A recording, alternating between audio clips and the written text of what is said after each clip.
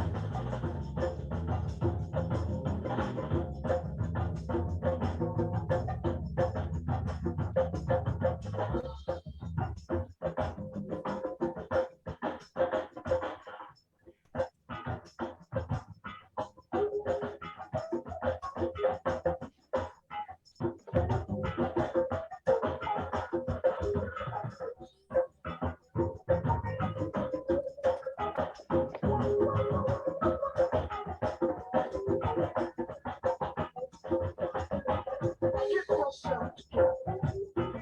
Learn to know your side. Shall we commit our own genocide before we check out your mind? I know we've all got problems. That's why I'm here to say, keep peace with me, and I with you. Let me love in my own way. All right, folks. All right, folks. That's the new theme song for Freedom Friday. So, oh, great. Please. I'm sorry about that. Don't even. Okay. That's our new theme for Freedom Friday Forum. So, if you like it, I'll keep it. So if you don't like it, I'll still keep it because I like it. So, I'm sorry about that. So there you go. We're starting now, and we're going to go to the pledge, and oh boy, I tell you, it's wrong. Yeah, the pledge and the Constitution preamble. So let me start with the pledge.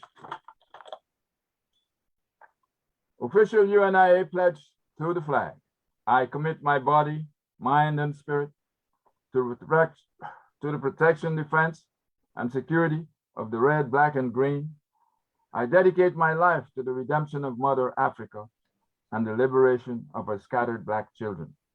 I accept for myself and my descendants the teachings of universal African nationalism, and I promise that our children will be instilled with the purpose and knowledge of themselves as African people, in order that the cause of our struggle will neither falter nor fail until all Black people are free and united through one God, one aim, one destiny. And hail to the flag. The preamble, so that those of you who are on, if you have never heard about it, most people who are here with us as regulars, we're familiar. But for all those who are unfamiliar, this is the preamble. It describes what the UNIA is all about. And so listen carefully. The Universal Negro Improvement Association and African Communities League is a social, friendly, humanitarian, charitable, educational, institutional, constructive, and expansive society, and is founded by persons desiring to the utmost to work for the general uplift of the Negro peoples of the world. And the members pledge themselves to do all in their power to conserve the rights of their noble race and to respect the rights of all mankind, believing always in the brotherhood of man and the fatherhood of God. The motto of the organization is one God, one aim, one destiny. Therefore, let justice be done to all mankind, realizing that if the strong oppresses the weak, confusion and discontent will ever mark the path of man. But with love, faith, and charity towards all, the reign of peace and plenty will be heralded into the world, and the generations of men shall be called blessed. And that's what it's all about, folks. I thank you for listening, and I hope that those of you who have never heard it before, it has had an impact on your mind. So now, pardon the interruptions. I have a piece of equipment here that needs to be off, and it's not, but I'll put it somewhere far. The next thing we have going here is the introductory remarks, and that by me. And let me say that I'm happy to have another Freedom Friday Forum here on December the 10th, 2021. We have started this some time ago, several years ago, in that small place in Washington, D.C., when we were in person, the Moja House. And it has now blossomed since COVID, forced by the COVID to be indoors, and through the web, we are able now to message to everyone anywhere through streaming on Facebook. And so, you know, the small group of people that we had when we did have this in person, you know, usually by 20 to 30 people or more. But now we can say that because we can zoom this out to the world, it's a wider scope. And the last Freedom Friday Forum, we touched the minds, the ears, or the eyes of over 6,000 people. So it's getting better and better every time. And hopefully tonight's forum will reach just as many.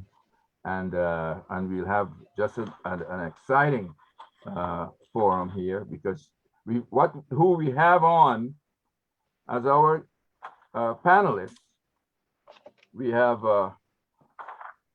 Dr. David Horne, an educator, and the professor of history. And I'll let him describe himself a little more, because I may just mess it up.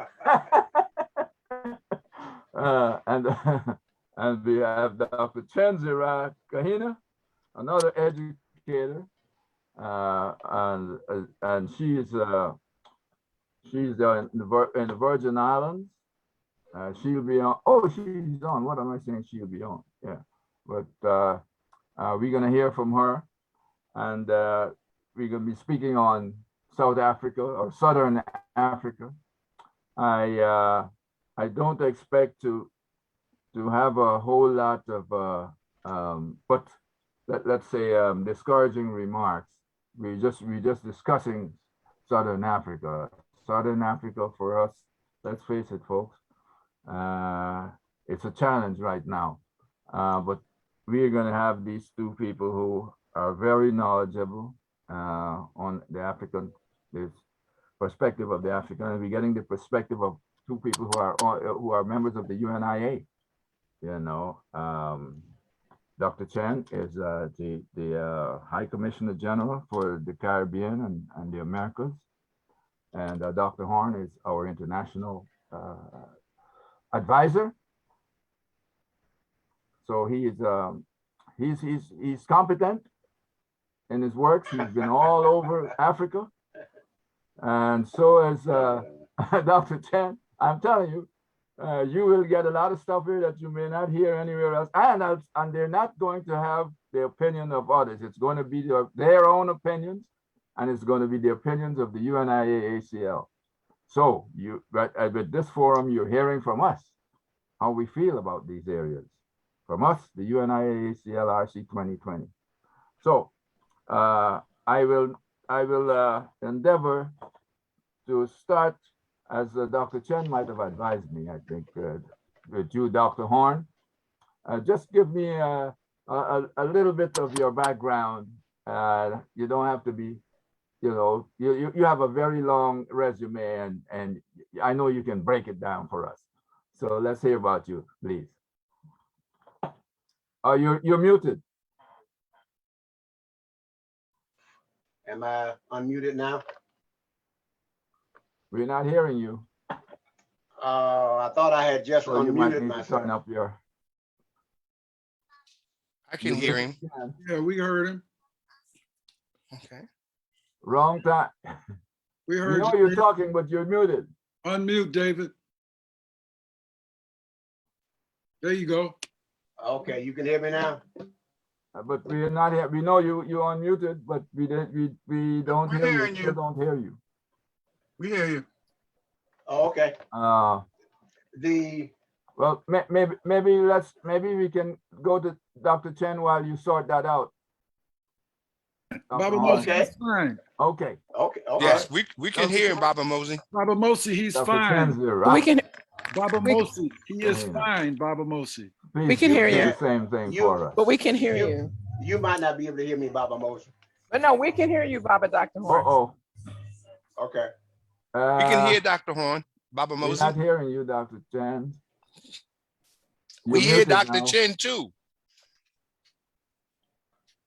Baba Moses, Something's happening here. what's up with your audio? No, go ahead, David. Just Brother go ahead, Haru, can David. you figure that out? I'll We're call not- him, David. Go ahead Oh, wait a forward, minute. David. No. Again, You're hearing? Okay, sorry. All right, sorry. Okay, can you hear now? yeah, we can hear you. That was me. I am so sorry. No problem. And I'm shooting off my mouth. Okay. You had asked me to introduce myself. I'll do Yes. it briefly.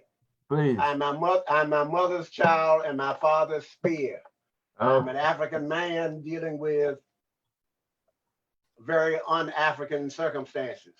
mhm. I was lucky enough to be able to get a fine education according to the white standard. I got a PhD from UCLA, and I'm an emeritus professor from California State University in Northridge. I taught there for 21 years. Hey, I'm a Garveyite. That's who I am. I'm a black man intending to do something about helping Africa become the entity that it deserves to be. My job is to help organize the material forces to get Africa up. It's already moving, but I need to push it harder to get it up. That's me, Baba Moses.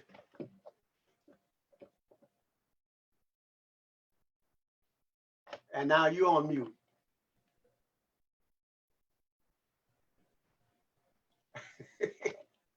Baba Moses, you on mute. Yeah. Okay, there we go. Okay. Oh, yes, sir. I appreciate that. I was saying that that's a very short version, but we appreciate it, and we know there's a lot more than that. But I figure that while we're discussing things, some of that will come out. Yeah, I've been a busy black man. That's for sure. Okay, now Dr. ChenziRa. Great. Good evening, everyone. Hotep, hotep, hotep, hotep, hotep. Freedom Fridays. Freedom Friday. There you go. We're going to Yes, bring indeed. that up. I'm having the honor and privilege of doing this really in a space where I'm in the middle of Christiansted. Remember Twin City, St. Croix, Virgin Islands. So I'm Mhm. going to give you all the concise bio for those that aren't familiar with me. You'll see me speak in the third person. Senate Dr. ChenziRa Kahuna, respectfully known as Dr. Chen, is a cultural griot artist, an educator, a published author, motivational speaker, media technologist,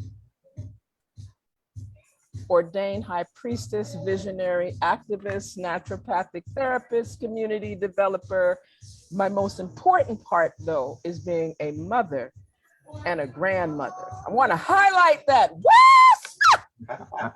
So I've had the honor and privilege on my academic journey to attend Rutgers University, Pepperdine University, as well as the University of California in San Diego, along with the International University of Natural Sciences. So we can cut through the, why am I given so much authority to speak on certain things? But the real authority comes from the Most High Creator and my pragmatic engagement in African revolutionism from a very young age.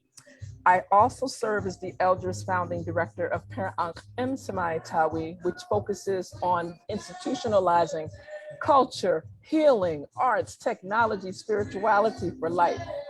The other part that I get to do is I serve as a co-founder, a creatrix, if you will, of the African Queen Mother Warriors. And I serve on the executive committee of the Caribbean Pan-African Network.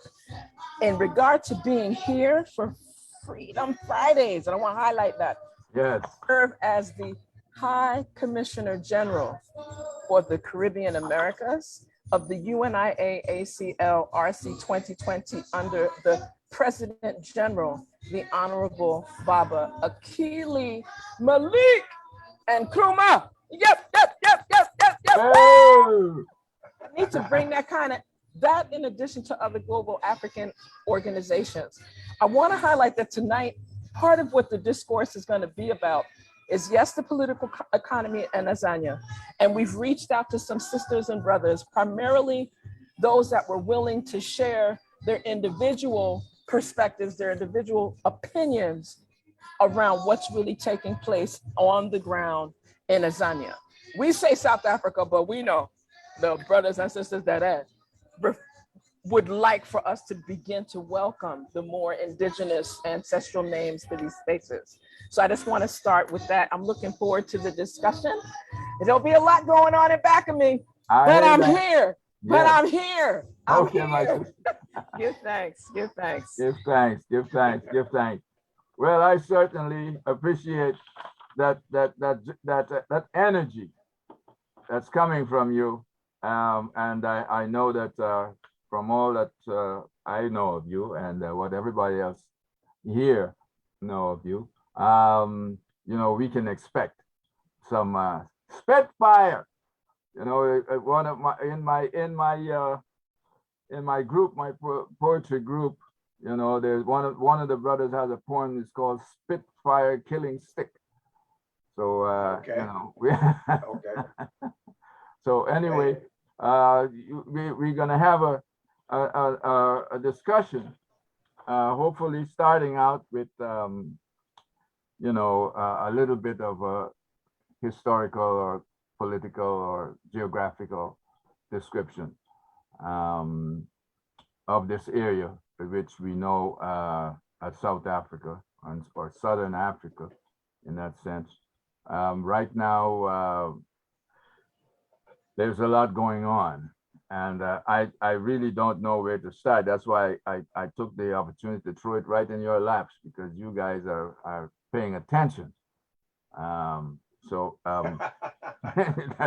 You know, to be honest, sometimes I turn off because, you know, my people everywhere, you know, I just can't deal with it. You know, I can't deal with the kind of, you know, the evil that's over the cloud, the evil cloud that's over there, the darkness that some people are trying to put on us.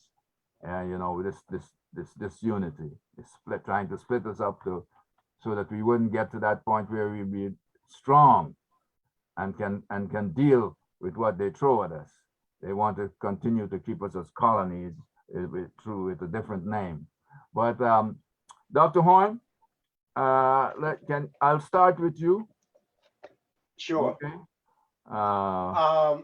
Let's start with something that the brothers are all familiar with, size. You know, we have all been raised to think of big size, small size, medium size, but size, and size counts. Mm. We have all been educated with that Mercator map that says, when you look at it, that Antarctica is larger than Africa, Mm-hmm. and the United States is basically the same size.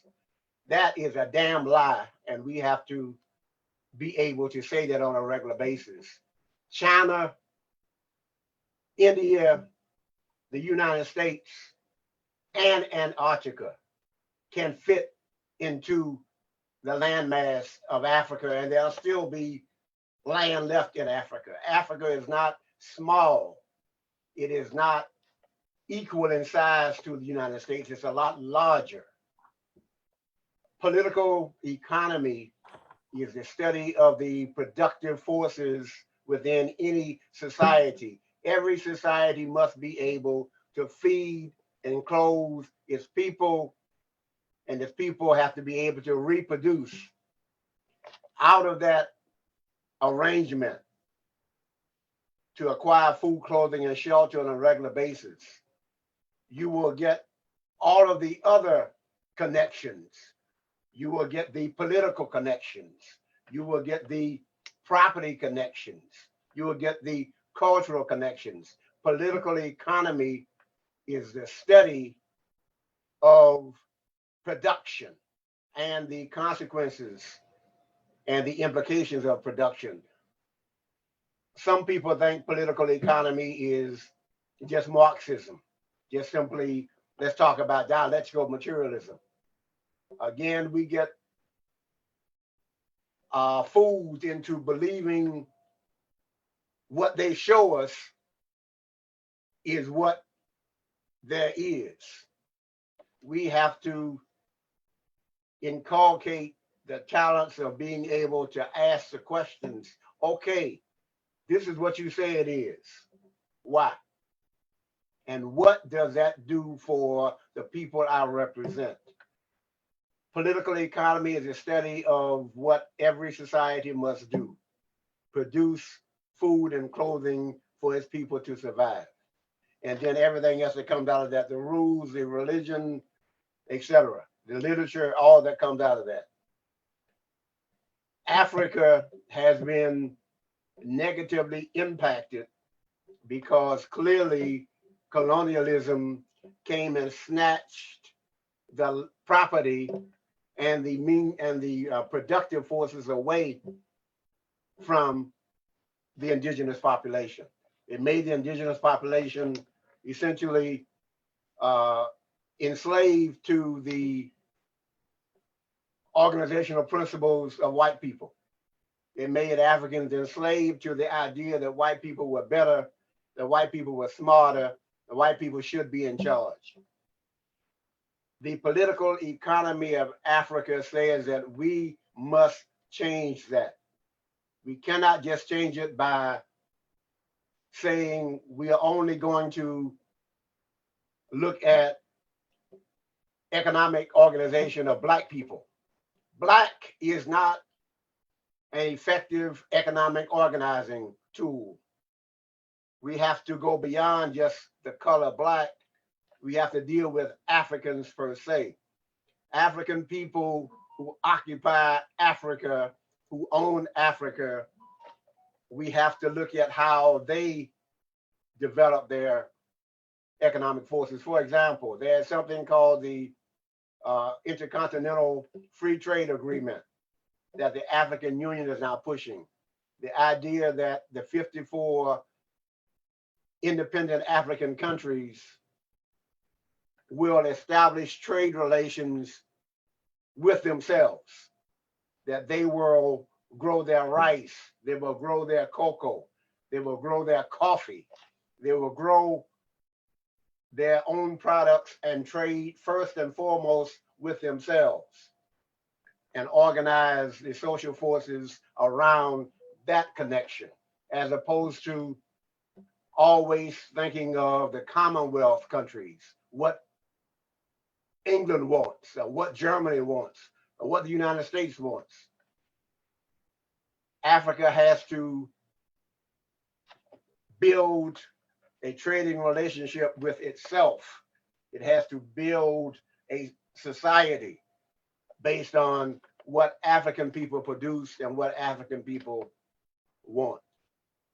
So in terms of looking at what has already occurred, that African Free Trade Agreement that the African Union just got signed by 54 African countries, by itself, it's just a pretty document. But if it is actually acted upon, you can then take all of the rare earth elements that are in Africa, that are needed by the rest of the world for a continued industrial development. What Africa has, the rest of the world needs and has to have, and the rest of the world intends to, again, just take it, not to treat Africans as they are equal and that they own the property and they own the minerals. The rest of the world just thinks that they can just simply take it from Africa because Africa is not to be respected. Political economy says when you ask the questions about what the productive forces are and what the results of those productive forces are, and not just about class struggle. Class struggle is important, but it's not the be all and end all. The forces that grow out of those productive forces, it'll be your African education, it'll be your African cultural elements, it'll be your African languages that all Africans can speak. It will be Africa's throwing down the gauntlet that we are a sovereign people and we will no longer be trifled with. Each of the 54 African countries now is struggling individually. Being connected into an entity like the African Union allows them to finally be able to, as a united body, make the world treat African folk the way they deserve being treated. So the political economy of Africa, the political economy of Pan-Africanism, simply means that African folk are going to control their own resources.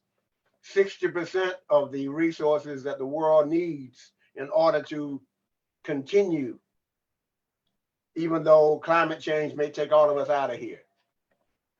60% of what the world needs is in Africa. The rest of the world has to come to African people, provide them the respect that is due to the producers dealing with those resources. And African people need to benefit from that kind of respect. Right now, that is not always happening. Right now, Africa is still being impacted by too many leaders who only care about private aggrandizement. They simply want to steal the money. They would like to have a big house. They like to have what they've seen on TV. They would like to be the big man or the big woman, while the rest of their compatriots barely get by, barely have decent clothing to wear, are barely getting educated, are barely getting public education and public medical services to benefit the larger population that is doing the productive activity. Right now, Africa is dealing with these individual countries and their individual leadership which will die out. There will be a continental African government.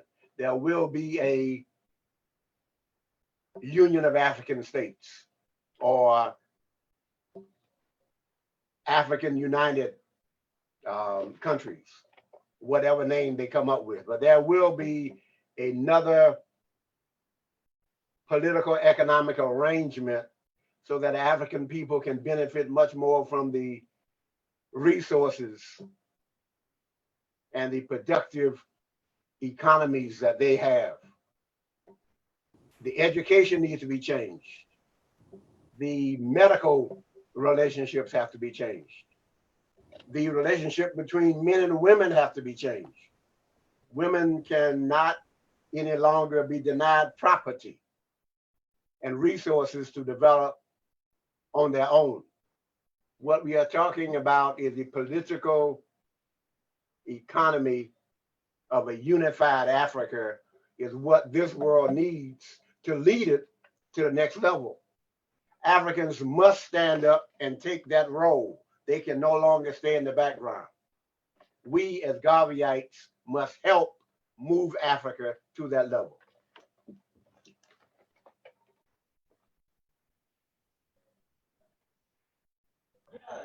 Asheo, you're mute, Baba Mosi. We can't hear you, so we gotta shift this up a bit. Okay, yeah, check me out. Yeah, just give me that prick. Oh boy, listen, I can tell you that this is an issue with me with this, and and the same thing goes on with me and masks. And you in charge, brother. Oh. And you in charge. Yeah, that's it. Well, okay. Now, Dr. Horne, a lot of what you said, there are plenty of questions that I can come up with, but I'll leave that for a little later and go to Dr. Chen. Give thanks. Well, Yeah. what I'd like to do, because we know how I like to let persons from a particular space speak truth to power from their own space. And I know all of us may or may not agree with all of the positions, perspectives of the leadership inside of the African continent. But this particular clip is from the president of South Africa, the Honorable President Ramaphosa. And I think it's important for persons to hear from them, like what's going on specifically around this COVID-19 piece, showing a connection to the political economy and lending itself to that. And please let me know if you all can hear. Can you see it? Yes, we can see. Yeah. Excellent. Welcome to Candid Africa, truthful and hear well. unapologetic. And I want to talk about the issue of access to vaccines. We have made a proposal which is supported by more than 100 countries. And what we have said is we want, and this comes back to what the youth were saying as well, they want to know whether they have a continent which will help to develop their skills, where they can thrive. But what do we want? We want to be able to make our own vaccines. And we will deal with the issue of reluctance for our Africans to take vaccines. But we want to make vaccines. We don't just want to fill and finish and package, which is what we are being offered. That we want you to build a capacity to fill, finish, and package, and we will send you the drug substance. And we say, no, we want you to relax the intellectual property rights for a while so that we can make the drug substance, because we have the capability. And there are quite a number of countries on the continent that can. And right now, we've got countries like Egypt, Nigeria, Ghana, Senegal, Rwanda, South Africa, and Kenya. Easily, they have the capability, the manufacturing capability, and we are saying we want to be able, we want to go beyond just getting the substance from Europe or wherever, filling and distributing. We want to make the drug substance, because that is where the intellectual property resides. And that is where we want our young people who are epidemiologists, who are scientists, to see that there is a future for them. then they will not go to Europe. They will not go to America. They will stay here because they will know that they can work effectively and display all the skills we have. Now, what does the world, the northern part of the world do? They say, no, we know what is good for you. We just want you to do fill and finish, and that's it. And we say, no, we no longer want that. You did that long ago when you colonized us. And when you raped and pillaged our countries, we're saying no now. We have the capability and we want to make all these things ourselves. Now, quite often we find that there is a bit of paternalism that underpins the relationship between us. I'll give you a very good example. After Omicron was announced, I was due to travel to West Africa. And in traveling in the wake of Omicron, I received calls from the 4 presidents that I was going to travel to, President Macky Sall, Buhari, Ouattara, as well as Akufo-Addo. And they said, we've heard about this Omicron. Are you still coming? We want you to come. What can we do to help? And I said, President, if you're still relaxed about our coming, we are coming. A plane load of us, together with journalists, we got on the way. Before I left, I also got some calls from Europe. And the calls were so paternalistic. They were saying, hello, President Ramaphosa, we've heard about this Omicron. I am sorry to tell you that we are banning travel to Europe from South Africa and Southern Africa. No discussion, no attempt to hear what our views are. And I'm saying that the relationship needs to be mutually respectful. We need to respect one another. The African presidents respected me as we respect one another. But from Europe, I just got a message of saying, we've banned travel, thank you, goodbye, see you next time. That's not the way to conduct relationship. Did you like or hate what you heard? Let us know. I thought that in of itself spoke volumes to what's going on inside of South Africa. I would leave that open for us to share in various discussions. I think we've been joined by one of our illustrious, bold, exceptional scholars. He might smile on the camera when we go to him. So I want to make sure that we acknowledge that we've been joined by Brother Obi Egbuna. Greetings, Baba Obi. Give thanks. And I think too that part of greetings, Baba. If I'll be happy to see him smile. That's a tough one. There you go. There you go. Enjoy it for the second. But Obi, you're not gonna get one of those. He gave a partial. He gave a partial. Give thanks. Don't press it. Don't press it. He's a freedom fighter. Yeah, he's a freedom fighter. Just ask him. You know, how's Junior doing? You look like you're enjoying that life with the Junior. Okay. So then we can get another smile for that one that will ensure that that's the truth. I guess he didn't hear me or he's frozen there. Okay. Yes, Brother Obi. If I can say something very quickly about the videotape, very quick.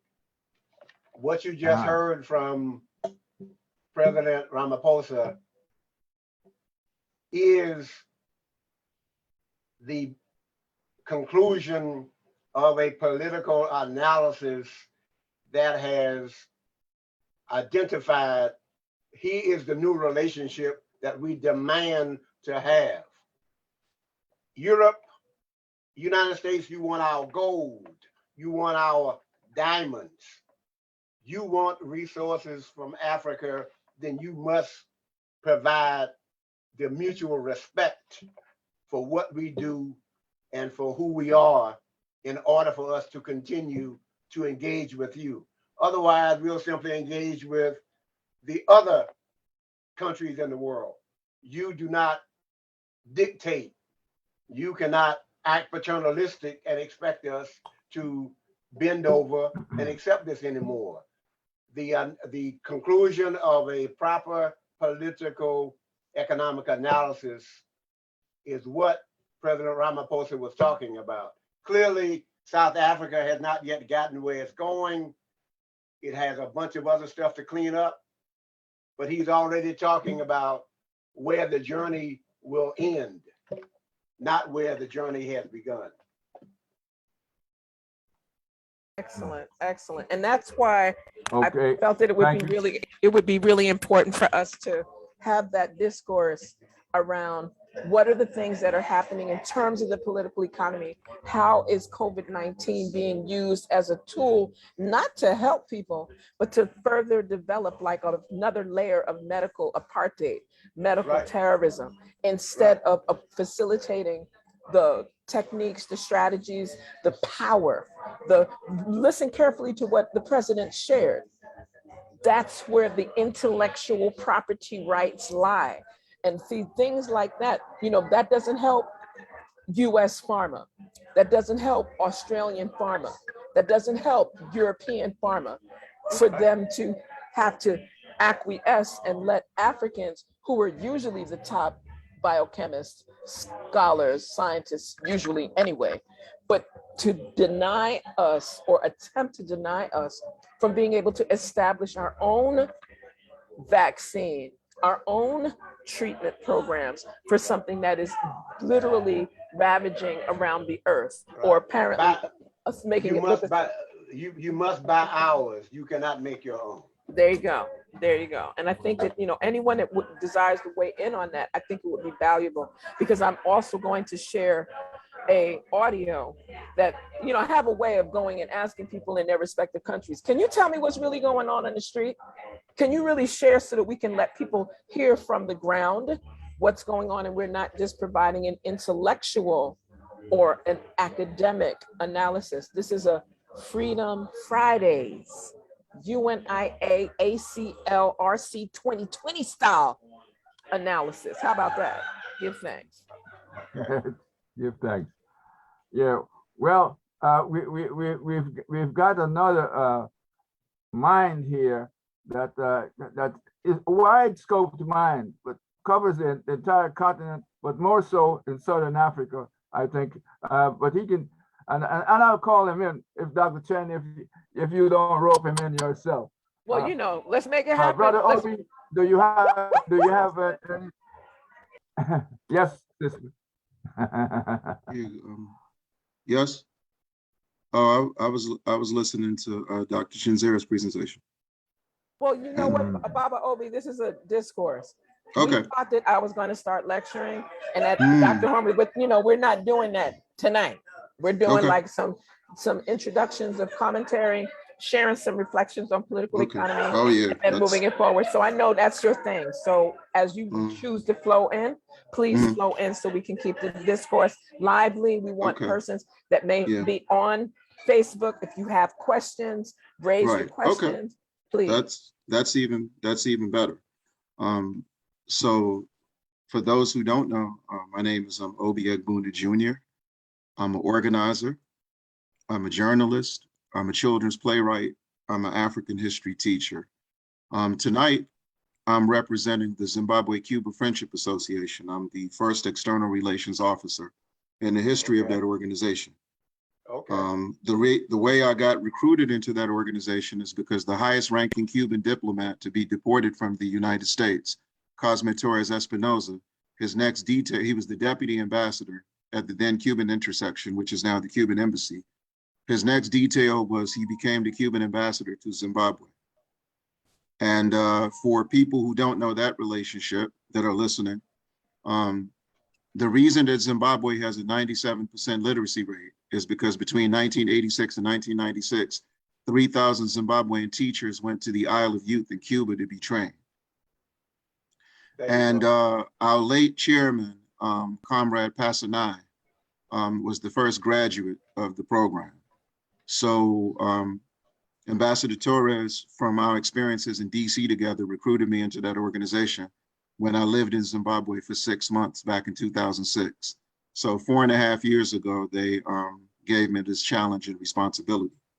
So in the scheme of what we're talking about tonight, and this hasn't really been made public, but the governments of Cuba and Zimbabwe have agreed that Cuba will establish a local vaccine plant in Zimbabwe that will be at the disposal of all of Southern Africa, in case you all didn't know that. So that was announced about a week and a half ago. And earlier this summer, and Dr. ChenziRa, who I think is one of the best networkers in our movement period at this particular historical space and time, we were working together to establish this appeal. And the appeal dealt with Cuba receiving compensation for the damages of the blockade. They came up with the figure of $146 billion. But one of the demands on there is, as there's been a growing tide for Israel to be stripped of their African Union status. But of course, it shouldn't stop there, because if they're stripped of their observer status, but they still have 46 embassies in Africa, then that's no good for us. They need to be gone. Their embassies, everything. But with that being said, we said that Cuba should be the replacement. So what we've been doing is we've been calling with more, since there's been more conversation for investing in Africa. We are in a position, we believe, to create a pool, a resource pool in the diaspora to support Cuba's medical efforts on the African continent, where they have 4,000 medical personnel dispersed throughout Africa. So I wanted to bring that up. I'm glad that Sister ChenziRa showed President Ramaphosa. He was the one that made the recommendation that the Henry Reeve Medical Brigade, which are the Cuban brigades that they have all over the world, at the moment they have 57 in 40 nations that are dealing, so they're the face of the fight to eradicate Corona. It was President Ramaphosa who put the before the AU the proposal that the African Union should recommend that the Henry Reeve Medical Brigade receive the Nobel Peace Prize for diplomatic purposes, but that definitely is more explosive than the dynamite that Alfred Nobel used to build. No doubt about that. We are there. So real quickly, in terms of dealing with the political economy, in my experience of dealing with Zimbabwe, I'm going to navigate and show how Zimbabwe has played a role in consolidating different things in Southern Africa. But before I did that on a practical level, because I'm a playwright, I'm going to highlight some of the plays that we've done in relationship to the Southern African development, and their children's plays. So last year for Kwanzaa, we did a play called The Kiswahili Explosion. And what that play was about was 5 homeless children in Tanzania who wanted to organize a demonstration to bring attention to the fact that there are 14 million homeless children in Southeastern Africa. And they wanted to make an appeal to their sisters and brothers in the United States who spearheaded Kwanzaa at a moment in time where we're 12% of the population, but 43% of the homeless in North American borders. So we did that. 3 years ago, we did a play called Samora and Araminta, Treating the Sick and Liberating the Oppressed, because many people forget that Samora Machel, before he joined Frelimo, he was a nurse. And Brother Senghor was there when we did the play. And so we wanted to make that parallel that men can be nurses just like women. And they have a Moses in Mozambique because his middle name is Moises, because that's how you say Moses in Portuguese. So, and as a matter of fact, for people who don't know, Frelimo, when you wanted to become a Frelimo guerrilla, you had to escape to Tanzania for training. And they modeled their escape route from Maputo to Dar es Salaam after the Underground Railroad in the United States, for people who didn't know that. So that's an important parallel there. In terms of what's called South Africa, our intro to that struggle was organizing the funeral at St. Augustine Church in 1990 of Zephaniah Motopane, the longest imprisoned freedom fighter in what's called South Africa, who, as an older veteran, trained the youth of Azapo and was and showing them how to put together the Soweto uprising using the blueprint from what they did in Sharpeville and Kwalanga 16 years before. So we had done some organizing there. And we did a play called Reflections, Resiliency, and Resistance about 6 years ago. So the children reenacted the Soweto uprising, and they sang the last verse of Biko's Kindred Lament by Steel Pulse, and they sang the song that Mary Makeba and Letha Mbulu made famous, that Sidney Poitier incorporated into his directorial debut when he did A Warm December. Right. So, and in terms of Botswana, people may not know, the former Zimbabwean ambassador to the United States, Dr. Simbi Mubako, who was President Mugabe's legal advisor during Lancaster, he helped write Botswana's constitution after they gained their independence. So that's why when President Khama about 6 years ago said that if the West invaded Zimbabwe, they could use Botswana's military space, everyone in Botswana laughed at him because of that connection that goes back that far. In terms of Zambia, in relationship to this, so Zambia got international attention because back in 2007, when they had the EU Africa Summit, Gordon Brown had just become the Prime Minister of Britain, and he said that if President Mugabe came, he wouldn't come. And the late president of Zambia, Moana Sasa, said, if President Mugabe doesn't come, no one in Southern Africa will come. So good luck having a summit about engaging Africa without the southern regions of Africa. And as we know, that's the agricultural center of the African continent. In terms of political economy, it's important that everyone here knows and everyone listening knows that today, 67% of the workers in Southern Africa, their jobs are tied to the agroeconomy. And it is because of Zimbabwe's land reclamation program that the African Union has been forced to deal with food and agriculture and prioritize that in terms of their agenda items, because Zimbabwe doesn't get credit for a lot of things. When we talk about the political economy of Southern Africa, we got to talk about the defense factor, because of our 5 best fighting forces on the African continent, 4 of them are in Southern Africa. You know Zimbabwe's military work, it speaks for itself. You know Mozambique's military work, it speaks for itself. You know Angola's military work, it speaks for itself. You know Namibia's military work, it speaks for itself.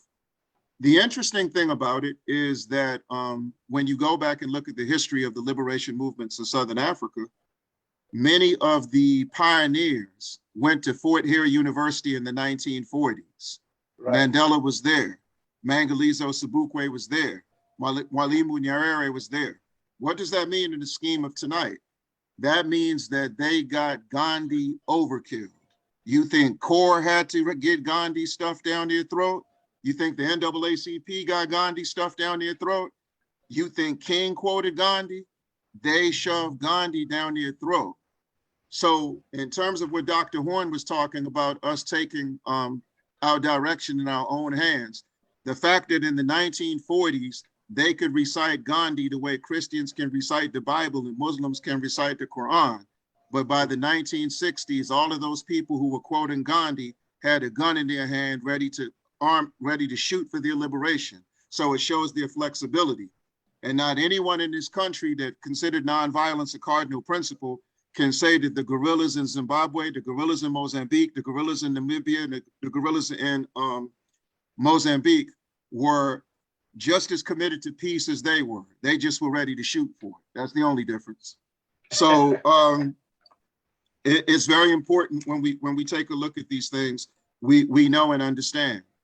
And when they have humanitarian issues, their unity is always tested. 3 years ago, we raised money for the cyclone victims in Mozambique, Malawi, and Zimbabwe. And the United States government said, help Mozambique all you can, they need it. Help Malawi all you can, they need it. When it comes to Zimbabwe, don't work with the government, work with the civil society groups. So they were politicizing a humanitarian and environmental crisis. But that wasn't new for Zimbabwe, because even though Zimbabwe has had the most significant decline in HIV/AIDS cases in the 21st century, the United States and Britain conspired to deny their applications to Global Fund 4 times in the 21st century. So they weren't surprised at all. So those are just some of the things. And and one more military thing. We remember Susan Rice's coming out party in 1999, when the United States planned to reinvade the Congo and reestablish Mobutu's base. So Zimbabwe's military, Namibia's military, and Angola's military carried out a mission called Operation Sovereign Legitimacy and protected the Congo from Uganda, from Burundi, and from the United States of America. And that's the only time that Mandela and the Madiba, always being respectful, and President Mugabe had a strategic clash. Zimbabwe was chairing the Southern African Development, the militaries, because each year a country rotates to chair SADC, the Southern African Development Community, and another country chairs the defense forces. So they made a decision that they would militarily protect the Congo, Bay of Pigs style. And they ran out Uganda, Burundi, and the United States in a snap of a finger. And the United States was equally as upset about that as they were the land reclamation program. Lastly, on this part, the land reclamation program, the ramifications went beyond Southern Africa. And they realized there was a problem when Gabo and Cote d'Ivoire popped up in Zimbabwe and said, we need to take back our land from the French. Can you advise us? Right. So once it became the model that everybody was starting to look at, and that's why they were so nervous when many of you showed up in Durban to discuss reparations, because that was the same year that they imposed the Zimbabwe Democracy and Economic Recovery Act on Zimbabwe, the sanctions. And they knew that at some point, even though some of you have a sentimentality to the Congressional Black Caucus, you were going to ask them how could they vote in favor of those sanctions, since not one of them voted against the sanctions. And the 5 that abstained, they just abstained. So the political economy of Southern Africa, it has military implications, it has health implications, it has agricultural implications, it has educational implications, and it is the face of Cuban solidarity today. And as a matter of fact, if you go back to when Bayard Rustin supported UNITA, he said the reason he decided to support UNITA was to stop the influence of Cuba in Southern Africa. So I'm gonna stop there for now. Right on, my brother. Fire starter. Oh, okay. I'm just saying, because and it's important. I want to thank you for sharing that type of political analysis so persons understood when we say South Africa, because that's what they put out. Many of us are more comfortable saying Azania, right? Because that's what really is the more accurate name, but for the purposes of respect for what people share, we're using that term South Africa. I'm very grateful that you showed the connection with Zimbabwe, Botswana, and I'm sure there's another layer with Lesotho and other Namibia, Angola. There's a whole other piece, and I really am grateful for how you brought in the information on Cuba. So for those that are listening, those that might have gotten a little overwhelmed, I just want to express something to you. It's Freedom Fridays. And that's how the UNIA ACLRC 2020 rolls. That's how we roll. That's how we roll. And again, there's not to say that there's not more, because we're doing this so that we can keep something that's concise, of course, succinct. But I just want persons to have in their mindset 1,219,000 square kilometers. For those that don't like to do metric, 470,000 square miles. That's the approximate size of Azania. So just recognize what that does for people. Keeping in mind also that some of the natural resources, and I just want to list a few so we understand why South Africa, why Azania is so rich, so wealthy, and why there is this ongoing desire to keep it under, to press oppress, repress, and why medical terrorism and medical apartheid are the call of the day using COVID-19. The natural resources, gold, chromium, coal, manganese, all types of phosphates, uranium, gem diamonds, platinum, copper, salt, even natural gas, and much more. I'm just giving a short list. I think it's important to know that on those 100,000 square miles, the population is 57 million. So just kind of get the navigation. So it's not overpopulated. It's actually underpopulated, right? And there's a lot of resources. But I want to highlight something about the ethnicity and the composition there. More than 80% Black African. Notice they don't come into all different color conversation. 8% colored, 7% white, and that means it's growing. And then 2.5% Indian, Asian, and others, et cetera, et cetera. It's important that we recognize what is going on in Azania. It's really critical when we look at what's happening in Azania and how this COVID-19 as a tool of dismantling things. And I'd like to give disclosure. I individually am into naturopathic, therapeutic, medical practices. So it's very important that persons don't get twisted on what they saw earlier with the term vaccine. We're into treatment, and whatever Africans need to do, we have all of the resources inside of the continent, inside of our African global environment to be able to take it to the next level. We don't need nothing. Okay, speak proper. We don't need anything for the outsiders to come and control what we're involved in, even down to our health, our wellness, our security, our safety, et cetera, et cetera. So with that being said, I see that you have your hand raised, Honorable PG Akili. You know, I like the Malik part. Malik and Kuruma, right? I really feel that. So please weigh in, PG and Kuruma. I raised my hand because of the mere fact that the European countries have this mentality that they need to parent us and grow us. That both you and Dr. Horne spoke righteously to that, but the young brother touched something, and I say call you a young brother. So if you like over 50, I take it back.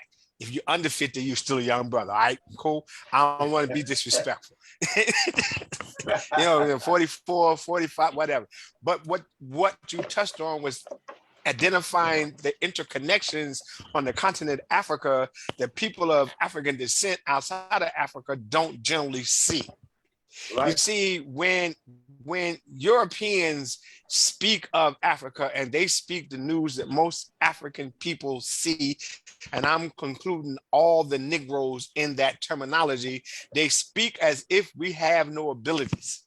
We have more abilities than they want the world to recognize, because without us, they would not be.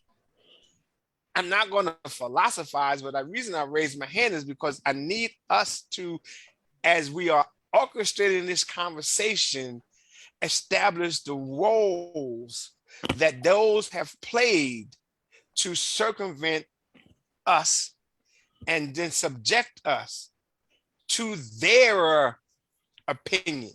Because Africa is the richest continent in the world.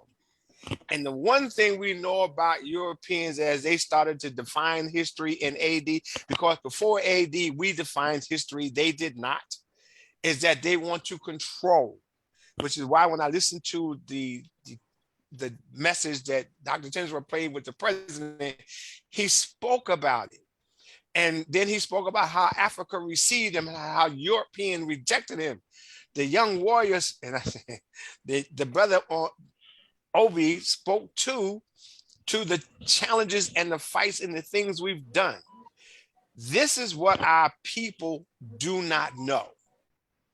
And that's why I raised my hand, because I wanted to salute you, salute Dr. ChenziRa, salute David Horne, because you see, as we speak truth to power, and that's what we're going to do. We will continue the mission of the Honorable Marcus Messiah Garvey, because that's what this is about. The mission.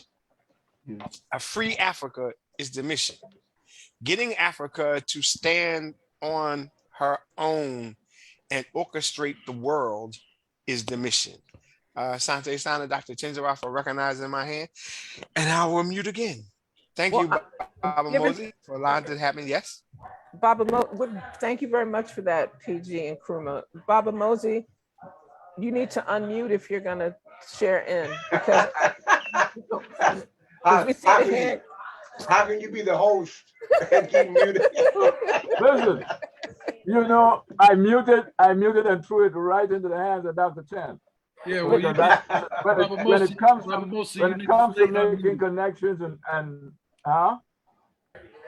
stay unmuted. Stay unmuted. You when know. it comes to like was earlier said, yeah, okay, well, that's all right. Let me say that, you know, somebody said earlier, I think it was Obi, that when it comes to linking folks, there's no match for Dr. Chen. So, she knows the routes. So let's, so I threw it in her lap, and I listen, she's pretty good at it. It's not, I'm the host, but I'm not the most. So I'm gonna let that. We share this. We're just reflections of each other. That's why we do this work. Yeah, I want to. back, Baba. And if I may, yes, Dr. Chen, before you, yes, please. Baba Mosey, understand, you're correct. We are doing this work collectively together. Yeah. But as my sister said, and I know I can't do the cry, this is Freedom Friday. Let's raise it. That's Freedom Friday. So if we're going to raise Freedom Friday, everybody is hosting this work. This thing was started so that we can have a conversation. Whenever we got together, it was a conversation. Brother Obi has been to the in-person. You know, we've had him a couple of times. So he knows the deal. So he's not surprised. So don't worry about it. If I may, Baba Mosey, I just had a question, because I know that you had a segment where you wanted us to have certain music, but before we get to that particular part, I just would like to share what some of the youth on the ground in Azania are also saying about what took place. So I'm hoping that you can hear this particular recording. I will, first and foremost, let me just introduce the brethren. I know him as Menelik Gibbons. He is also known as Prophet Dondada. He's one of a top award-winning musician, artist, and also has a not-for-profit foundation in Azania, particularly in Joburg. And I just I felt it was important to hear when I shared with him that we were doing this on Freedom Fridays, and that this is something that's being brought forth through the UNIA-ACL RC 2020. Brother Menelik was kind enough to just share a particular sharing with us. Oh, okay, forgive me, thank you. So give me one moment.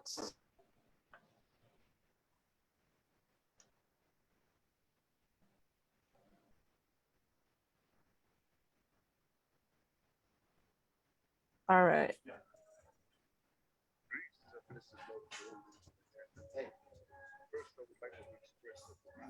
We can hardly hear you. Yeah.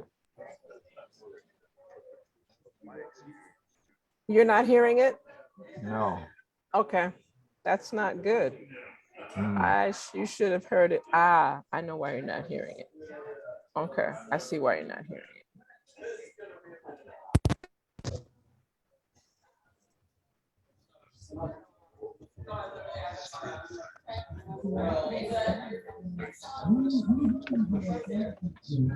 Okay, that's not cooperating. I'll come back to that part, because what I'd rather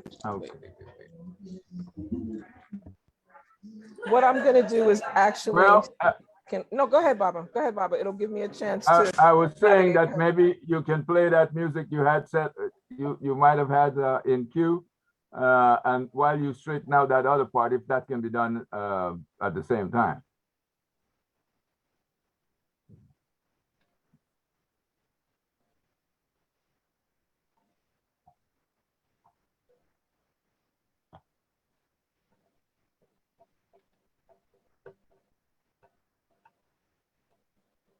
You're muted. No, I'm sharing it as a part of the screen because that way it'll. Okay. The challenge is just that, I mean, we probably just need to watch the video. Give us a second. Okay.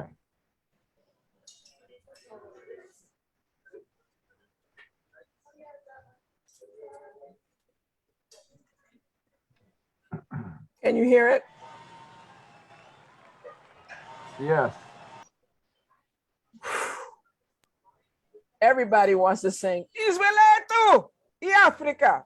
Israel. Okay, I get real excited whenever I hear Nkosisikeli Africa. Again, opens up a whole other layer of what our work is and our collective work.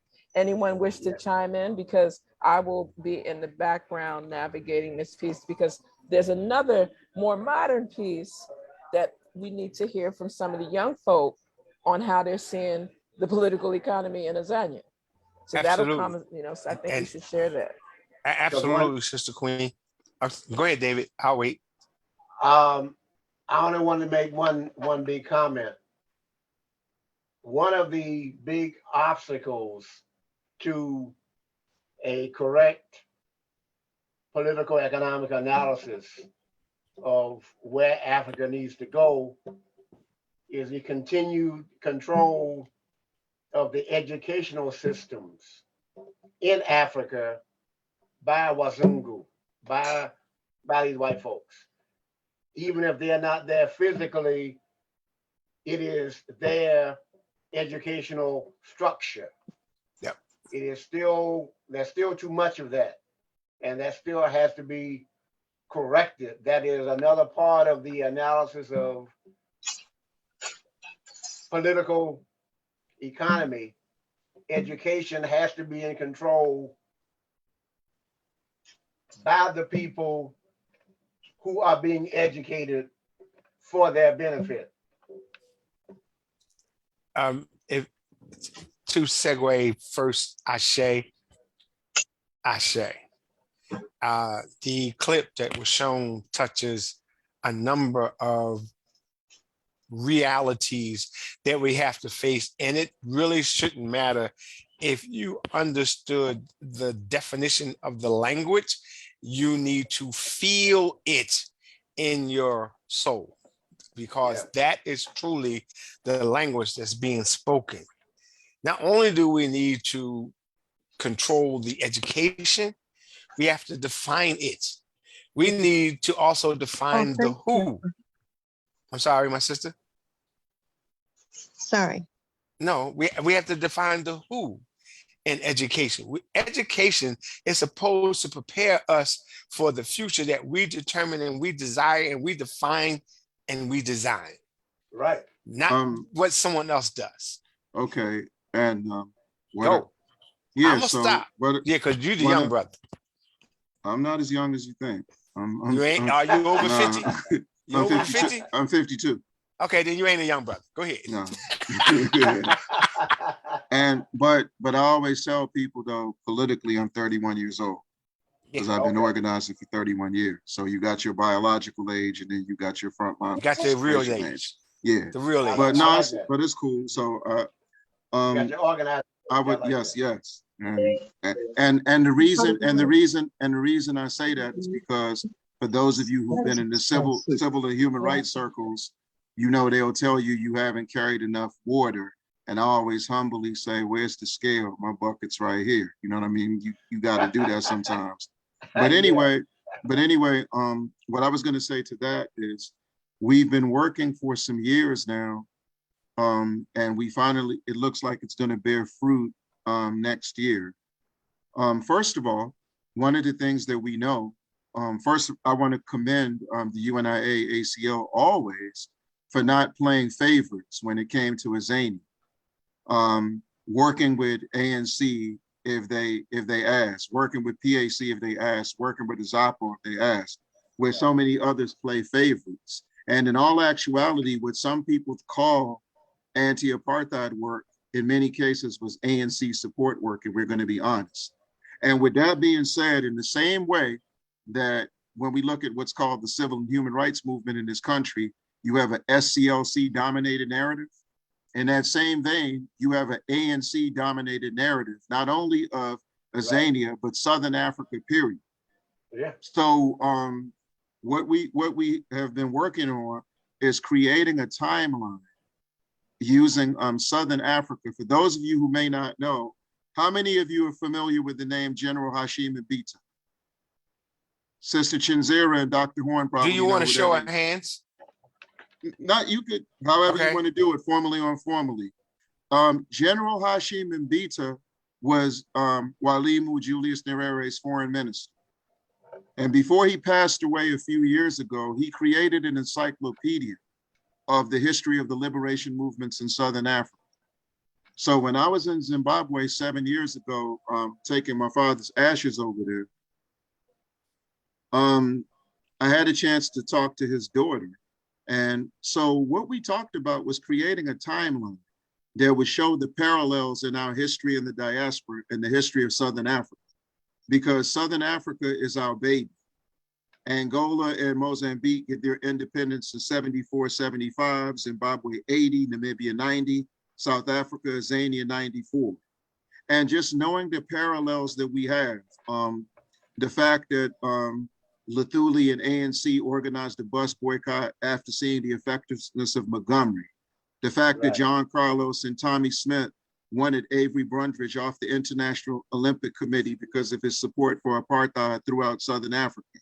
The fact, so the ties are there. So we are working Grambling, Bowie State University, Seton Hall University, University of Maryland College Park, Tuskegee, Alabama State, Howard, have all agreed at the university level to be part of this project. In the local DC area, Dunbar and Roosevelt are going to be part of it. Gwen Park and PG County is going to be part of it. And the Sankofa homeschool community, Muhammad University of Islam, these are all the institutions. So we'll be creating a timeline. So let me just give you a quick example. So when you click on 1896, it's going to show Plessy versus Ferguson, the establishment of the National Medical Association, George Washington Carver hired at Tuskegee University, right next to Nehanda in Zimbabwe leading a revolt, right next to Antonio Maceo, who the Honorable Marcus Mosiah Garvey named the first Black Star Line after him dying that year. So you'll be able to see the parallels. So that's what we're working on educationally. And the beautiful thing about it is we're not working through the State Department or the United States Agency for International Development to do this. Because even though we talk self-determination, when it comes time to those cultural exchange programs and projects, we give the term strange bedfellows a new meaning. And we need to stop that. So that's a project, you know what I mean? I mentioned the health stuff earlier, but this is something in the educational realm. And so we've been strategizing with Dr. ChenziRa about schools in the Caribbean becoming involved in it at all levels. We've talked, so it's going to, and we also are incorporating East Africa because we need to show Ethiopia and Eritrea our support right now, especially since Eritrea happens to be the only country on the African continent at the moment with free education and free healthcare. So, and what this does is it's very important because, and everybody here can relate to this, this is Freedom Friday. Equally as detrimental to us as the imperialist narrative that North Africa is really not part of Africa, equally as detrimental as West Africa is all we should give a damn about. Right. True. So True. if it ain't Ghana, if it's not Nigeria, if it's not Senegal, people have a tendency to put it on the back burner. So any strategic, so the climate and atmosphere that has been created enables us to be able to build some very valuable ties, because when we organized the fundraiser at Reverend Willie Wilson's church at Union Temple a few years ago, all the diplomatic corps from Southern Africa showed up, and they said they would like to use this opportunity to re-engage our community in the diaspora. And so, and we've been very, quote unquote, South Africa Azania heavy. You can look at the artists that go there, you can look at the athletes that go there in comparison. And one of the mistakes that the Madiba made that many people don't look at, they look at the obvious things. not taking control of the media, not taking control of the military, not taking the land back, but understanding the sacrifices that the other nations made, paving the way for them to gain their independence. When he was receiving all of these people that brought visibility to the southern region of Africa, he wouldn't send them to Angola to see what they could do. He wouldn't send them to Lesotho, send them to Zimbabwe, send them to Botswana, send them to Mozambique, send them to Namibia, send them to Angola. And since we're all familiar with the stories of those countries, this is an opportunity for us in the arena of education to build these ties. And we've told the Council of Independent Black Institutions about this too. So we've put them on notice that this needs to be done. So that's something that we're pulling together. So we should be announcing it next year sometime. So just to let you all know that there are practical things going on that we're pushing very aggressively that resonate with all type of people. So so when the brother mentioned education, there's no way I could have sat up here and not shared that with you. And I appreciate, Give thanks. Give thanks. Give thanks, and if I may, since I got my hand up, since I was formerly a part of the Council of Independent Black Institutions, CB, Yes. but you spoke about the various narratives, but there's also a UNIA ACL RC 2020 narrative that needs to be a part of this conversation. And it's not because I am President General or the members on this call is a part of that. It is because that narrative, that conversation is speaking to the whole of Africa, the development of Africa, the freedom of African people. Understanding that there's a multitude and a multi-layered approach that is taking place on the continent and here in the States that people do not hear and that people do not relate to and people do not understand, that there are multi-layers of ancestors and also youth movements that need to be connected for us to move forward. You see, the whole idea is you step back for a point, you reassess what you've done, and then you realize what you need to do. When you do that, you make everything relevant and you connect the dots. If we connect the dots, even through this Freedom Friday conversation, we begin to connect the dots, then we begin to elevate the conversation on the various levels, on the levels on the continent of Africa and on the levels of the United States of America and any place else where people of African descent are. And there ain't no place, and I'm sorry, I apologize, there isn't any place in the world that we do not exist. And we have to make that connection. You see, the Honorable Marcus Messiah Garvey, if I may, the Honorable Marcus Messiah Garvey looked at the world and said, we need to build a nation for African people that will represent and speak for them all over the world, because the one thing he realized is that there was no voice. So here we come. So as there is work, there must be the voice. And what that voice has to do is incorporate the work, unify the work, and therefore project it so that people understand that, yeah, you can go to college and we don't care where. What we care is what you do with the education that you get. We don't care what medicine you practice. We want to make sure that you practice the medicine on behalf of the people that look like you. Because the one thing the oppressor has done is he made damn sure that you recognized him as the father. Yeah. That's what he did. Sir. Yeah, and that's still in the educational system of Africa. That needs to come out. Okay, now there are some questions I wanted to bring forward, but let me see what Dr. Chen has in mind right now. She may. I just wanted us to hear this young brother, but because I'm having some issues with his actual presentation, he sent it to me as a WhatsApp message as well. But I want us to hear his music first, because I think that'll give us another layer, because we've been having a lot of discourse, and then we can go right into the questions. So if you just give me a moment so that I can open up right about so, because we try, it's just going to be sound, so everybody can just kind of enjoy the vibe. Okay.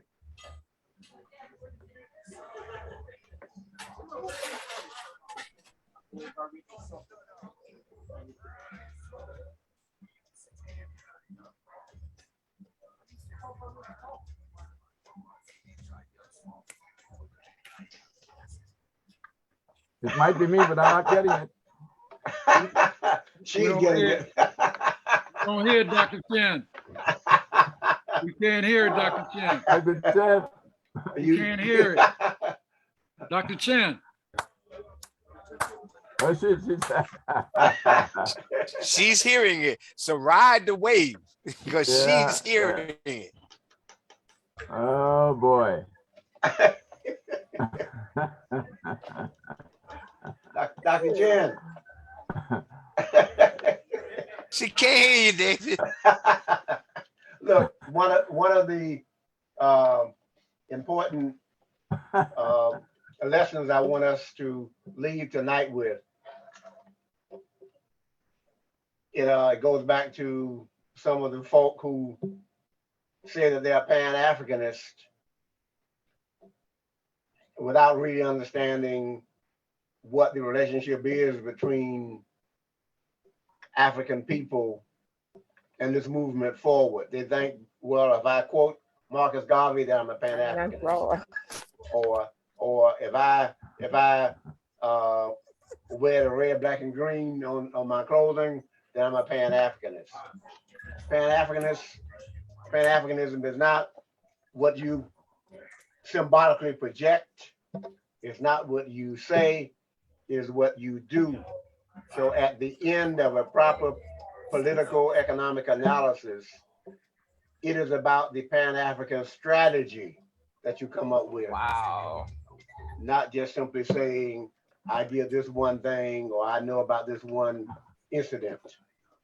It's strategy. That's what all this is about. You gotta have a plan to win. Yes, indeed. Yes, indeed. Yeah, I'm glad. Dr. Chen is on that music. Yeah. Yeah, I'm glad that Dr. Horne said that, because I think that it's safe to say that we're going through the bastardization of methodology right now, Right. where people have downplayed strategical and tactical training and development for so long. And that's where the projects and campaigns are going to come from, that are going to capture the imagination of the masses of our people. That's right. So I'm very happy that you said that. I don't know what happened. I know, Dr. Chen, but I although was we having too didn't, much fun. I'm we sorry. didn't have the music, we had you, and you did. We got it all from you, and you can ask anybody on this call if they got the rhythm and the vibe that you were swaying. We got that. We all got that. So we appreciate you, and at some point we'll hear that music. But right now, that music lives in you. Well, no, then. Well, no, give me a second. Give me a second. Wait a second. I got to clean that up. I can't mess that up like that because I was having too much fun by myself. I just need to. Whoo, yeah, well, that's it. Woo! 1 second. We enjoyed. There is a video. Okay. I just wanted y'all to hear the sound, but because I know sometimes, but just I want to highlight. Let's take a moment of it. Listen, this is why this is so important, because we want to take a moment of silence in honor of the newly ascended ancestor, Robbie Shakespeare. Oh, what? He passed away? Yes. Yes. Oh, no. Yes, the other day. What?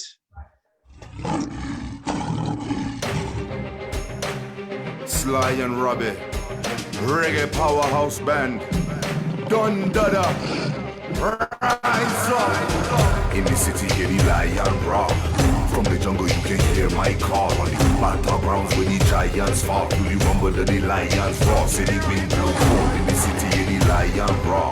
From the jungle, you can hear my call. On the battlegrounds where the giants fall, to the rumble of the lions roar. City wind blow cold. Most I protect us, the rope on our shoulders, anointed and blessed, but them vexed that we know this. Say Rasta, no bow down to no man, now beast and now woman. There's no fear in my heart. As I walk in the path that was laid down by Jah, only love on my mind. Fear in my heart. Say life is a blessing and there is a lesson. We run all the sessions, say Jah my protection. Fear in my heart.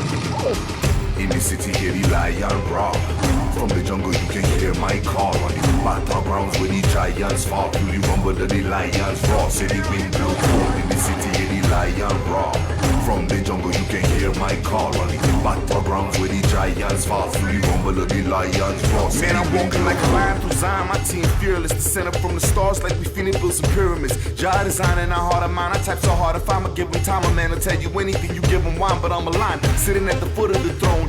main goal, same old, by the getting my goal.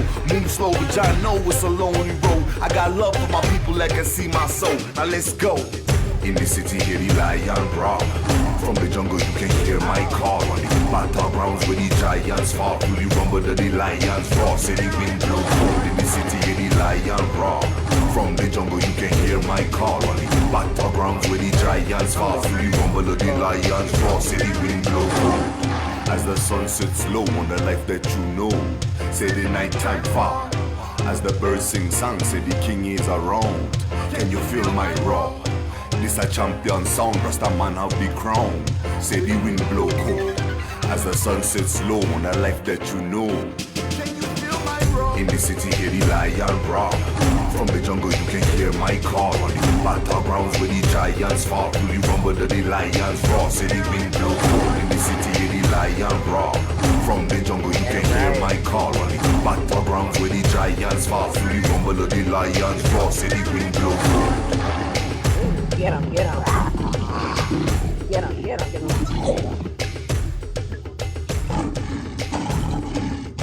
Woo! Woo! I'm just saying. So now you know why I was dancing. Now you know what it, I'm just saying. I'm just saying.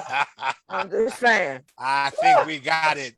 Yes. We got it from you, but it was really wonderful for you to show it. I see the brother got his young son. That's his young son. So at some point, my brother, you make sure he get a chance to see that film. Right. Yes. Sanjay Sana, Sister Queen. That's what, absolutely. That's what makes it first. There's a lot of seriousness going on, and that's what makes the brother smile. You know, Freedom Friday. Freedom Friday. My sister, Dr. Chen. Yes. Dr. Chen, we heard the music after, but before, we did not enjoy the music, but we sure did enjoy the choreography. Listen, I have asked, and it's funny you said that, because I've asked Prophet Dundada, can we do that for convention in 2022? And if he can get here, he's willing to come. And that's like powerful. I'm just saying, I'm putting it out there because that's what we're supposed to do. But I want to also just share his statement because I'm having some issues with the audio because it's inside my system and I'm using earbuds and it's, so I just want to read what he shared and just when you hear me read it, reflect on his voice. First, I would like to express that the views I share here are my own and are not meant as an account of Southern Africa, but rather as an expression and interpretation of my experience during these trying times. The spread of COVID-19 has raised difficult questions that interrogate the pandemic as a public health emergency, an economic crisis, and a disruptor of consolidated governance forms. While public health has remained the main focus, this crisis has forced a reconfiguration of the economy and placed extra strain on an already exhausted public system with high levels of unemployment and a long list of illnesses already crippling our youth. From poverty, malaria, HIV/AIDS, tuberculosis, gender-based violence, femicide, teenage pregnancies, drug abuse, to mental health issues, the people of Southern Africa have been facing great adversity prior to COVID-19, and one could argue that the most recent pandemic is one of many faced by the African continent, and in such inflammatory times has been the lit fuse leading to an explosion of divisiveness and division, and has been a hotly debated topic amongst our leaders as to how best to handle this tense moment in our history, from riots to the mobilization of our armed forces to imposed lockdown restrictions, contributing to economic recession of sorts. We find ourselves at a crossroad with issues such as unemployment, worsening, and xenophobia, gender-based violence, and other unsavory stats steadily on the increase. It is a landscape that few have been able to traverse. And as we look to rebuilding our economy, one wonders if, as the youth, we may see a remedy to all that ails us. And again, that's being shared by Prophet Dundada, Brother Menelik Gibbons. I always refer to him as the lion. From the time I heard that song, Lion, that's how I see him, as the lion. And I just wanted to share that with the family. Ashe, my sister. Yeah, I'm gonna say, because as you can tell, I really want to know the reflections of everyone in regard to what has been shared. If everybody can give like a closing reflection and we can close out as we customarily do, I would really welcome that. Shall we start with you, PG? No, we need to end We've with got you. 15 minutes, and so we can each question. Okay, perfect. Yeah, let's start with Dr. Horne. Yeah. Tonight has been another brick in the structure of the Pan-African building that we must erect.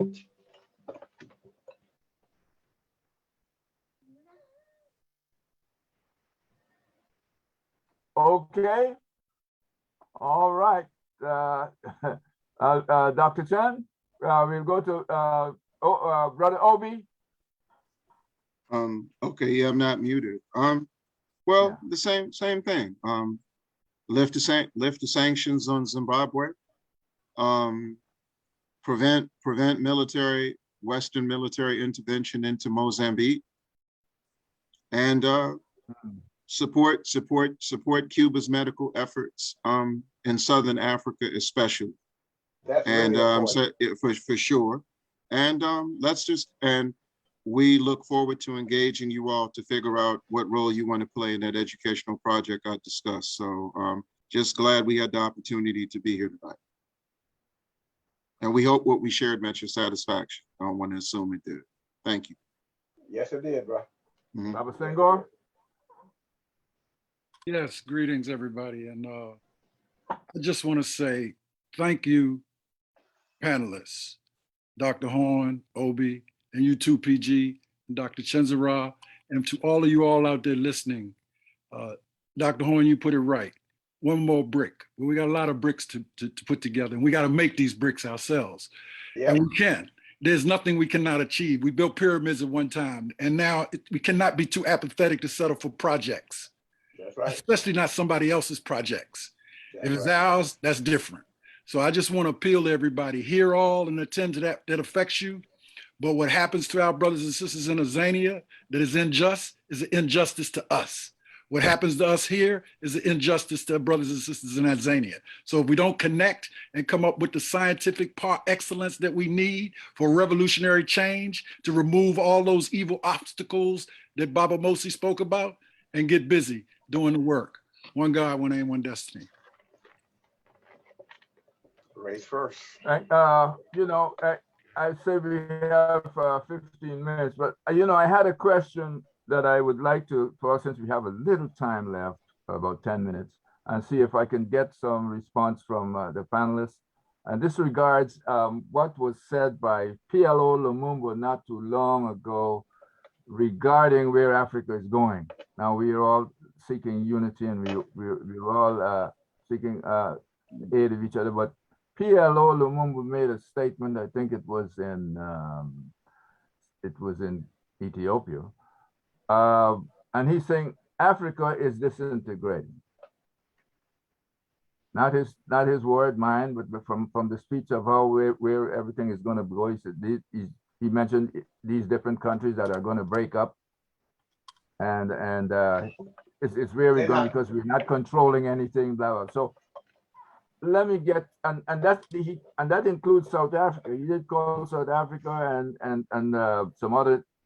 I think it was Angola, but whatever it is, he's saying that Africa is disintegrating. So what we're looking forward to the future may not or will not happen.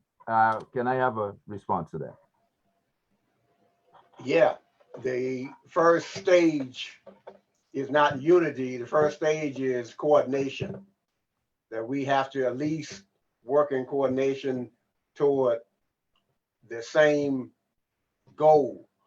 Those other countries are not in the process of disintegrating. They are in the process of not yet being able to feel the freedom that they have been promised. The only one that's really in danger of disintegrating is Nigeria and the Cameroons. South Africa is not going to disintegrate, nor is Zimbabwe. The part that we have to understand is the battle is not just against the Europeans and the United States. Sometimes the battle is against our own miseducation about African civilization, African development, and what we can do. So there are many different fronts in this war. We just have to make sure we keep our eyes open, our antenna out to see that we don't get overwhelmed by any, and we can help to move as many of them forward as possible. I'm still into the building part. The bricks. Shay, brother. Obi, you got it? Could Baba Mosey, excuse me, Yes. Could you repeat that again, please? What he said? It was P.L.O. Lumumba. Yeah, I know who said it. Yeah, but I just wanted a response to from all that we've discussed here, and leading towards our integrating the African countries into one, or a nation that can stand for self.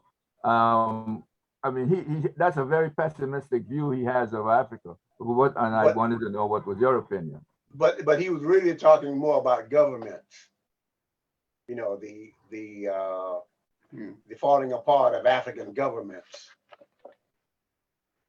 Well, it meaning, but he's saying also that they all want to have different countries in Africa because of ambitions of some leaders in these different ethnicities. They're gonna be pushed aside. Yeah, the youth are gonna push them aside. Okay. Well, you know, I also, yeah. Go ahead, Obi. Well, it's the type of statement that reinforces why he happens to have so much visibility, because the job of the enemy is to bring visibility to the confused. But yeah, that I sincerely think that. But and it also it sounds like from the perspective of a non-fighter, and as we have said, they were people in terms of this front line, the battlefield. They were people practicing social distancing before the corona pandemic. Right. And because of the masquerade right now, you know, people want to pretend to be more involved than they are, to understand more than they really do. So the challenges are undeniable. We've gone from civilian military neocolonialism to civilian neocolonialism. Right. We're talking about Southern Africa tonight. Go back to 1998. The Westminster Foundation for Democracy established the Movement for Multi-Party Democracy, which and they unseated UNIP in Zambia and the great Kenneth Kahuni. And they thought that they had enough momentum that's what they established the Movement for Democratic Change for, to overthrow ZANU-PF, and they have failed miserably. So we're neutralizing civilian neocolonialism. And right now, George Soros is financing 350 civil society groups in Zimbabwe. Madeleine Albright is financing 36 through the National Democratic Institute, and the International Republican Institute are financing the other 14. So we're watching that. In terms of if he's talking about the fact that there are 2,775 billionaires on the planet, and there are 389 million people that live on $1.90 a day, and 70% of them live on the African continent. We already know that, so we're looking to remedy that. This situation with the corona, it's in the scheme of the fact that non-communicable diseases have merged as the #1 killer of the human being. And when I was with President Mugabe at the UN 10 years ago, they brought Africa together with the WHO, and they said from 2011 to 2038, they were anticipating 57 million deaths from non-communicable diseases. So the challenges build character. The challenges build resiliency. for those who are tapped into their African fighting spirit. And lastly, we have a history of what? Our most genuine fighters. Kwame Ture told me when I was 20 years old, witnessing victory is a privilege many of our greatest fighters have never been afforded. Yeah, Emil Cabral didn't live to see Guinea-Bissau liberated. Josiah Tongo Gara, who led the armed struggle in Zimbabwe, who also fought in Mozambique, who also fought in Zambia, he died in a car crash the first day of Kwanzaa in 1979. Zimbabwe got their independence in 1980. He shot down more British and Rhodesians than anybody, but he didn't live to see it, but he created the atmosphere for it. Medgar Evers worked harder than anyone for us to regain the right to vote. He didn't live to see Johnson sign the Voting Rights Act. So we're not preoccupied with witnessing victory. All we're concerned with is honoring our obligation to organize, to create the conditions to make victory inevitable.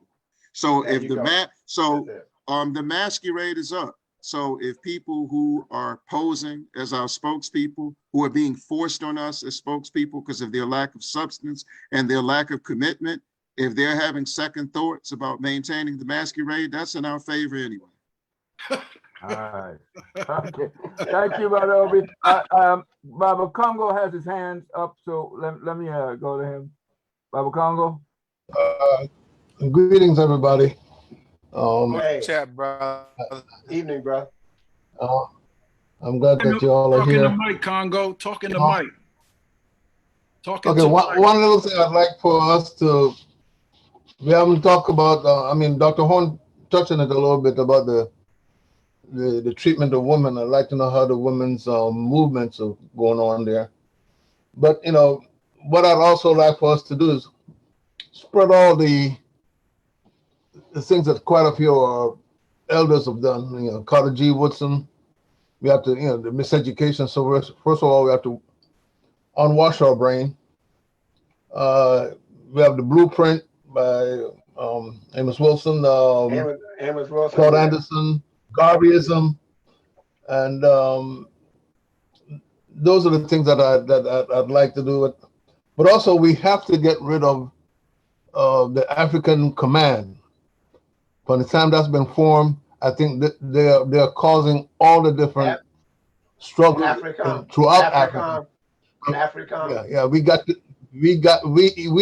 here in the belly of the beast, we have to dismantle that as much as possible, because right now most countries in Africa do not have a U.S. ambassador, and so therefore the CIA and the State Department is doing stuff, and they don't do anything half right anyway.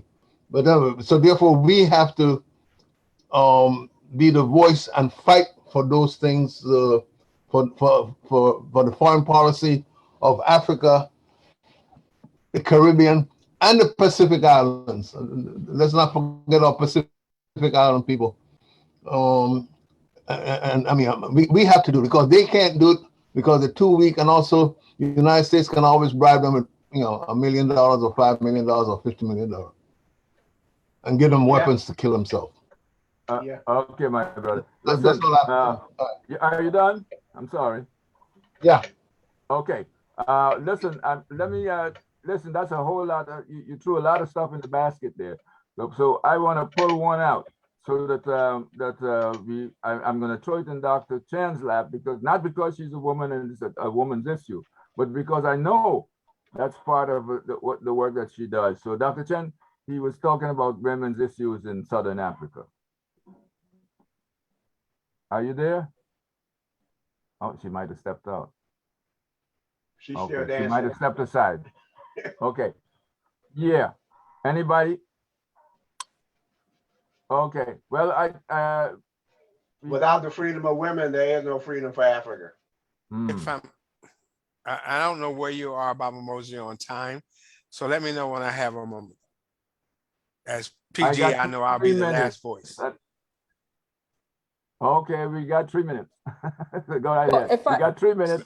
Closing time. I know. There go Dr. ChenziRa. I'll yield to her and take whatever is left from when she finished. Right. All I wanted to share was that it's interesting we're having this particular reasonment on the anniversary of quote unquote Human Rights Day. I just want us to keep that in the forefront of a lot of things. There's a number of observances, but the fact that we're still talking about human rights and balance and political economy, and we still have people celebrating these United Nations things that don't seem to work, it gives us an opportunity to bring truth to power on what we need to do.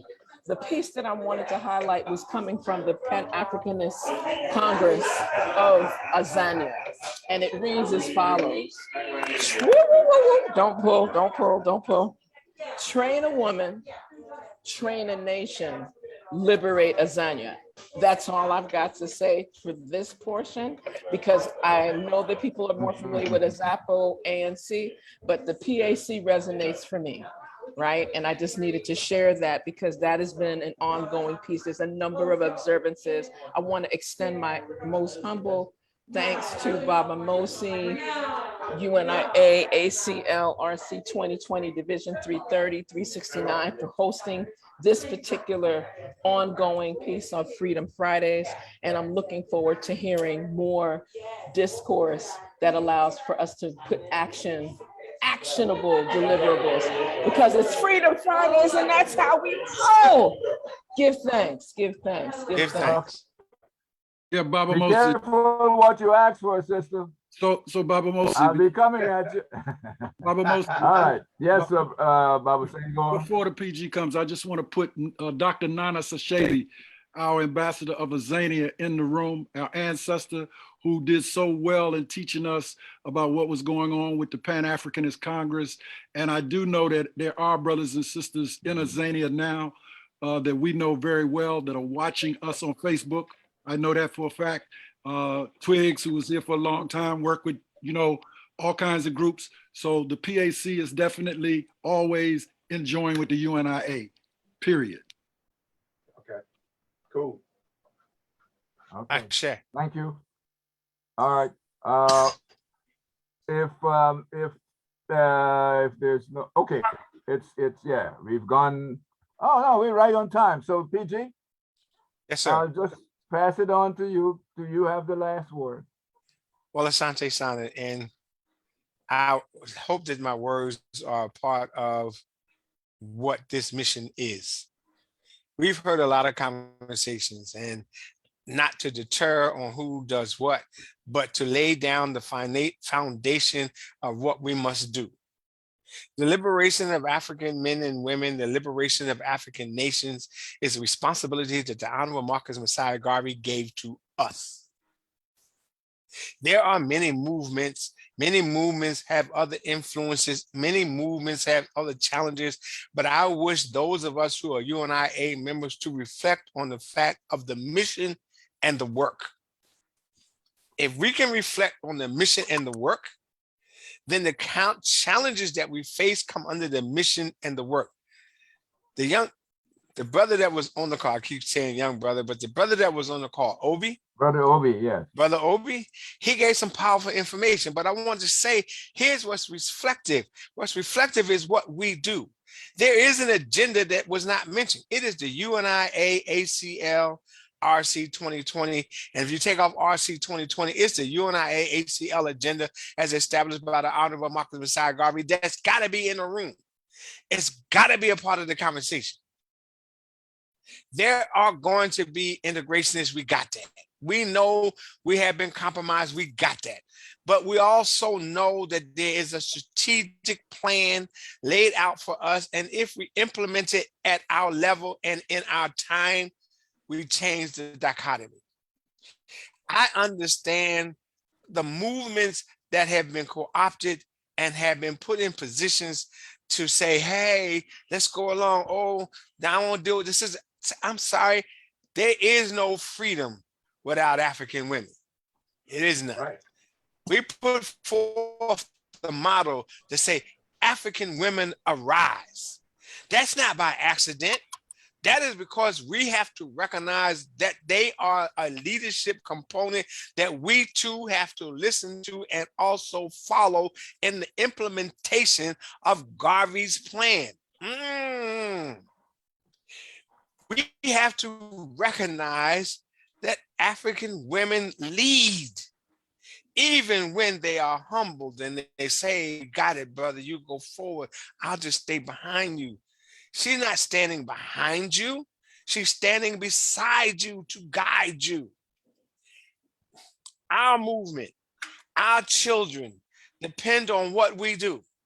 Freedom Friday, it depends on what we do to make it a reality. Our challenge is to connect with, partner with, work with every positive, motivating African entity on the continent and anywhere else in the world. When Garvey spoke, this was not the world that he saw. If we take his message and apply it to these times, we can therefore contradict the subversion of education.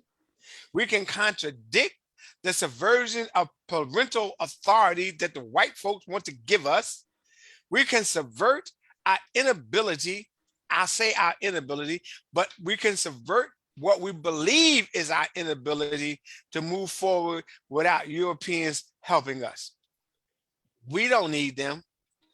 One of the beautiful things tonight, the president of South Africa said, give us the information and get rid of your rules so that we don't have to pay you. We can make our own stuff. Right. And Yeah. I will say, okay, we can make our own stuff regardless of your formulas, regardless of what you think you've done. We have the ability to do that without you. We can control our destiny and our future. We have to believe in us, in the world in which we live. We have had, and besides the fact, most white people are dying. Most Africans are not. that's right.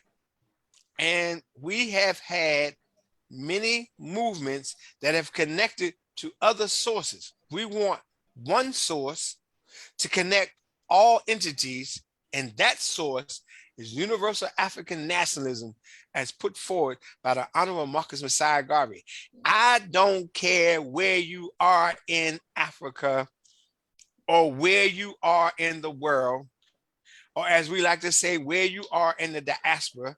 If you put African people's positions and problems before anything else, bring your knowledge, bring your skill, and submit to the will of the people, and let us raise a nation that will change the world. Thank you, Baba Mosey. Thank you, PG. Thank you very much. Thank you all. Baba Mosey, before Yes. you leave, Who's this? Zama, I just want to hail up a couple of new ancestors. Robert Shakespeare left on Wednesday, and Maladoma Trisome left yesterday. Okay.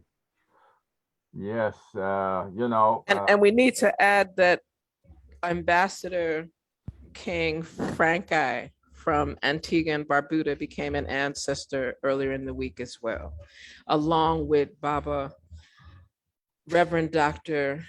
Richard Merikara Bird of the Karas Unity Temple. Unity. Oh. Yes. Thank you. Thank you for that information, sister. And may they all rest in peace and rest in power. And, you know. No, technically, Baba, they all going to work. Yes, indeed. There ain't no rest because you transition. Yes, they're joining. You go to work. They're joining. They're in the realm of the Garvey ancestors, saying, and look they got for work me to in the do. whirlwind. I will be the real Marcus Garvey. He ain't say jack about rest. Okay. All right. Well, thank you very much, all. This is that would be it for the night, and we're gonna close, and I'm gonna play the anthem as we do. Okay. All right.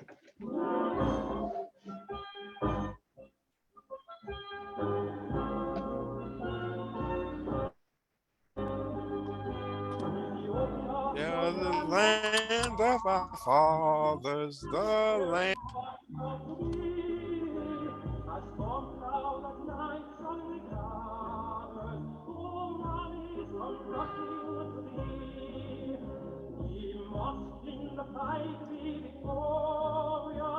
When soldiers must outward leave, for us will